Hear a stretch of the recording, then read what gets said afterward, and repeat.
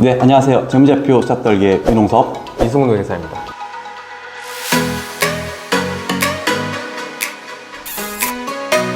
자, 무더운 여름이 가시고 가을이 다가오고 있습니다. 곧 겨울이 또 네. 회계사들한테 기말 시즌이라는 이 기간이 다가올 거라는 좀 시그널처럼 느껴지네요. 맞습니다. 회계사들한테도 이 기말 감사 시즌이라고 하면 또 특히 저희 1년차 뉴스텝 때 한 번은 꼭 밤을 지새우게 만드는 업무가 있습니다. 바로 현금 흐름표 검토인데요. 오늘의 주제는 여러분들도 잘 아시는 재무상태표나 손익계산서 못지않게 매우 중요한 또 하나의 툴 중 하나입니다. 현금 흐름표입니다. 실제 그 회사에 현금이 오고 나감에 대한 부분이 당연히 중요할 수밖에 없잖아요. 그쵸. 워런 버핏도 투자 대상 회사의 신뢰를 검증할 때는 현금 흐름과 자산의 실제 현금 창출 능력을 봤다라고 할 정도로 현금 흐름이라는 것은 너무나 중요하죠. 현금 흐름표라는 것은 일정 기간, 여기서 말하는 건 기간입니다. 시점이 아니라 한 회계 기간 동안에 발생한 기업의 현금 유입액과 유출액을 현금 흐름으로 보여준다는 거죠. 이것을 영업활동, 투자활동, 재무활동이라는 각각의 어떤 분류를 통해서 보고하는 표로서 재무제표의 아주 중요한 구성 요소 중 하나입니다. 다른 회차에서 저희가 이전에 설명했던 회계는 발생주의 회계라고 했었는데, 그 발생주의 회계로 만든 것이 재무상태표, 손익계산서라고 한다면 이를 보완하기 위해 현금 기준으로 작성한 재무제표가 현금 흐름표라고 할 수 있습니다. 맞습니다.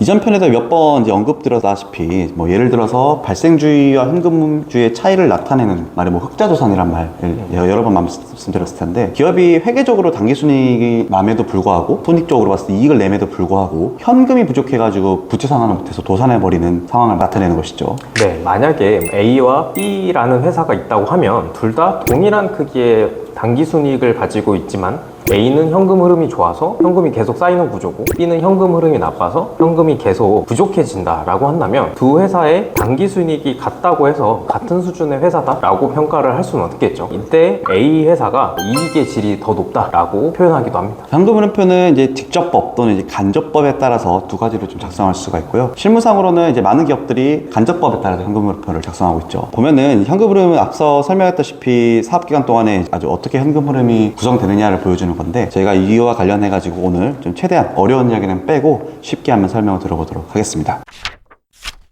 기업 입장에서 현금이라는 것이 우리의 몸으로 따지면 혈액과도 같다고 표현을 좀 많이 합니다. 매년 벌고 쓰고 빌리고 갚는 이제 모든 돈의 흐름이 마치 우리 몸에서 각 기관들을 도는 혈액과 같은 개념이 같다고 보고 있고, 혈액의 순환이 제대로 돼야지 우리 몸이 건강한 것처럼 기업도 마찬가지로 현금 흐름, 돈의 흐름이 건강해야, 건전해야 또 그 기업의 건강이 좋다라고 볼 수가 있습니다. 제가 이 현금 흐름표 개념을 한번 최대한 쉽게 설명해 보기 위해서 만약에 카페를 하나 새로 차려서 오픈해서 운영한다고 한번 가정해 볼게요. 만약에 잼잼스 카페를 하나 오픈한다고 가정해볼까요? 가게를 열려면 가장 먼저 뭐가 필요하죠? 돈?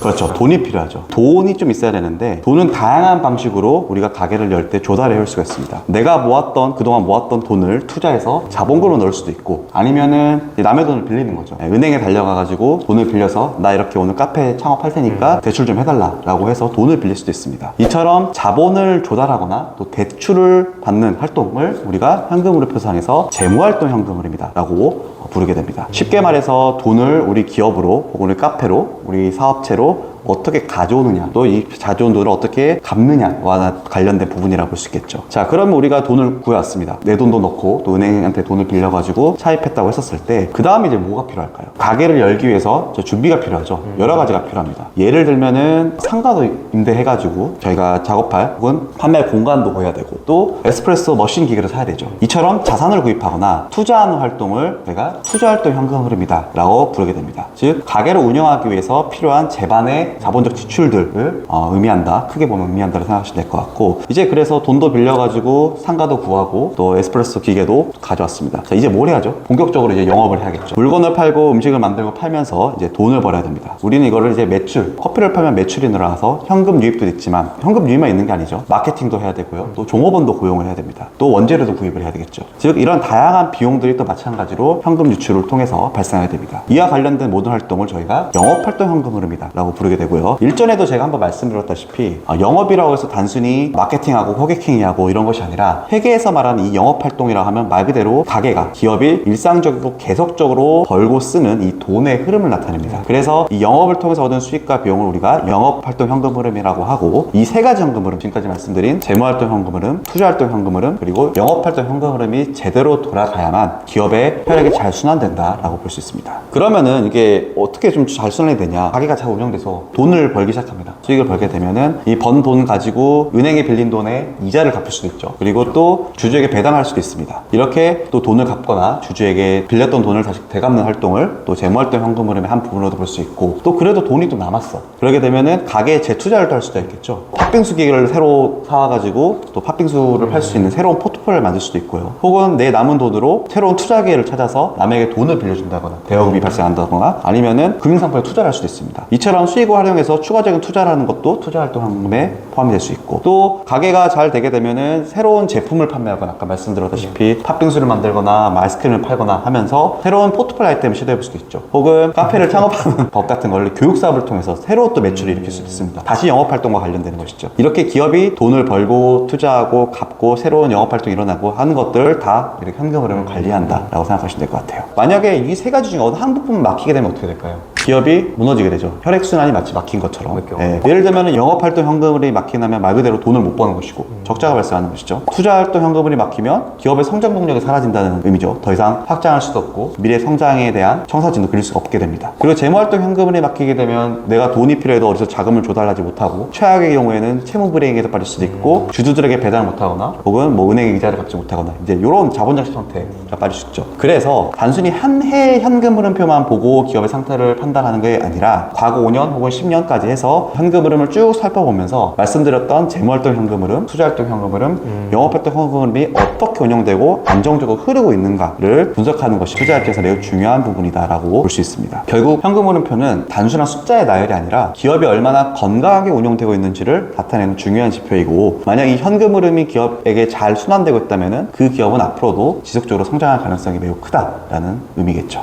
이번에는 실제 기업을 예시로 현금 흐름표를 한번 살펴보는 시간을 가지도록 해보겠습니다. 한국의 대표적인 자동차 기업이죠. 현대자동차입니다. 요새 현대자동차 실적이 아주 좋아요. 네. 이번 분기 매출액이 찾아보니까 45조에 영업이익이 4조 2,700억 정도로 역대 최대 매출과 영업이익을 달성했다고 합니다. 그래서 작년 2분기에도 최고 실적이라고 했었었는데, 또 작년 2분기 대비에도 뭐 매출이 6.6%, 그 다음에 영업이익이 0.7% 증가한 수준이라고 하니까요. 또한 이러한 실적을 바탕으로 24년 2분기에 배당금이 주당 2,000원으로 이제 작년 대비 1,500원 대비 33%나 증액된 금액이라고 합니다. 안정적으로 매출과 영업이익이 성장하고 있는 이 회사의 현금 흐름표를 예시로 보기에는 딱 현재 상태는 좋은 것 같다라는 생각이 드네요. 네, 그래서 과거 3개년을 좀 같이 보기 위해서 2023년 사업보고서를 다트에서 찾아보시게 되면요, 좀 더 저희는 약간 현대차만을 좀 보려고 해서 별도 재무제표에서 네. 현금 흐름표 탭을 눌러서 한번 봤습니다. 앞서 설명드린 대로 현금 흐름표는 영업, 투자, 재무활동 세 가지로 크게 분류되어 있는 것을 볼 수 있고요. 먼저 2021년에서 2023년에 영업활동 현금 흐름이 5.6조, 6.2조, 13.7조로 증가하고 있는 것을 볼 수 있습니다. 그 다음에 투자활동을 보게 되면 특히 2023년에는 투자활동 현금 흐름이 5조 정도가 유출된 걸 볼 수 있는데요. 주요 활동 항목을 보게 되면 유형자산 취득이 3조, 무형자산 취득이 1.5조로 큰 부분을 차지하고 있는 것을 볼 수 있습니다. 또한 재무활동 현금 흐름도 6.5조 정도 유출이 있었는데, 주로 단기 차입금 상환의 2.6조, 장기 차입금 상환의 1.6조, 또 배당금 지급에 2.3조 정도가 쓰였다는 것을 볼 수가 있습니다. 이 현금 흐름 보게 되면은 앞서 말씀드렸던 전형적으로 선순환되는 구조의 현금 흐름, 즉 영업을 잘해가지고 돈이 들어온 것으로 미래 영업을 위해서 유명자산에 재투자를 하고, 또 남은 돈은 남의 돈, 부채 돈을 상환하고, 그리고 또 우리 주주님들을 위해서 배당을 지급하는,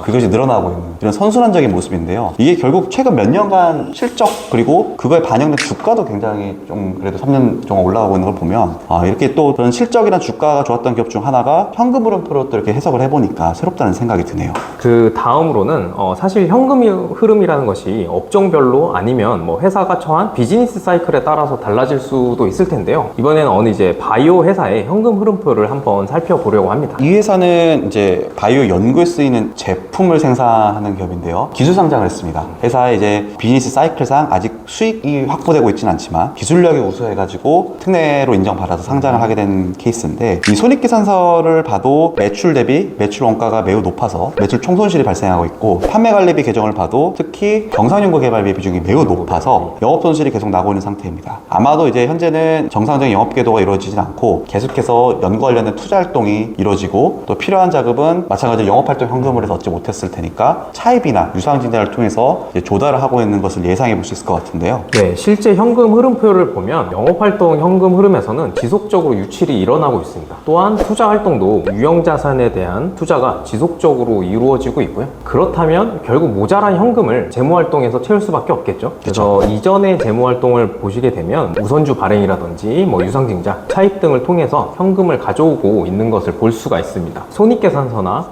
회사의 영업 현황 정도로 좀 짐작했던 사항들이 현금 흐름표와 부합하고 있다는 것을 좀 볼 수가 있죠. 저희가 너무 이제 현금 흐름표에 대해서 좋은 얘기만 했던 것 같아서 사실 현금 흐름표도 완벽한 것은 아니에요. 먼저 현금주의를 따르다 보니까 기간별 배분이 이루어지지 않아서 현금 흐름표가 제공하는 정보가 기간별 경영 성과를 평가하는 데는 유용하지 않을 수도 있거든요. 또 현금 흐름표가 제공하는 이 정보가 단기적으로는 유용할 수 있지만 장기적으로 현금 흐름을 예측하기는 또 어려울 수도 있다. 예측성은 좀 떨어질 수도 있다. 네, 그렇죠. 알아두셨으면 좋겠습니다. 네.